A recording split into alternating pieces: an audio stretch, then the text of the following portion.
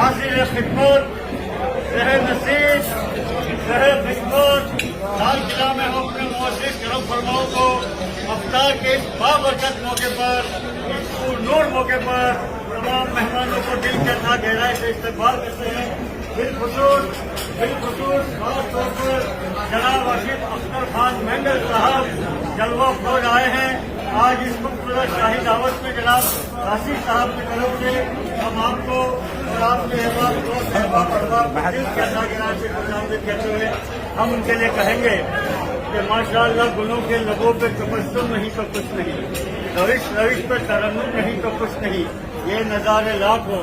محفل میں شہنشاہ اختر خان مینگل صاحب نہیں تو کچھ نہیں۔ کیا ہے کہ یہ اور بات کہ وہ خاموش رہتے ہیں،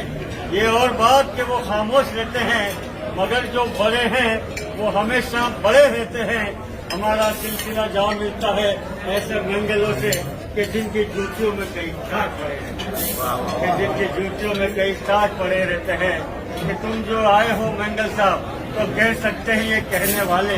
بڑے لوگوں کے یہاں بڑے لوگ آئے ہیں، گلیوں کے تبسم میں نہ گلے گلزار میں آئے ہیں، اس دل کو قرار اختر خان مینگل صاحب تمہارے دیدار میں آئے ہیں۔ اس در یا چھائی ہر ایک سے پہ اداسی، آپ آئے ہیں تو رونق ہے در و دیوار میں آئے ہیں۔ اور ان کے فرزند ان کے صاحبزادے لندن سے تشریف لائے ہیں۔ کہاں تشریف فرما ہے وہ؟ ماشاء اللہ میرے صاحب بیٹھے ہیں ماشاء اللہ نقل میں، ہم ان کے لیے کہیں گے کہ کسی شے میں تیرے حسن سا جمال نہیں، ماشاء اللہ کسی شے میں تیرے حسن سا جمال نہیں، کہ تو بے مثال ہے تیری کوئی مثال نہیں۔ خوبصورت ہے ماشاء اللہ مریم تو ایک شہزادے کی طرح،